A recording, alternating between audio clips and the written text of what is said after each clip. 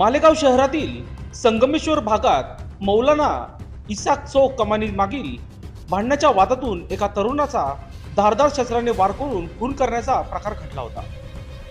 सोमवारी दिनांक 15 रोजी मध्यरात्री हा प्रकार घडला। या खुनाच्या प्रकरणातील वादाला अवैध दारू विक्री व्यवसायाची किनार असल्याची समजत होते।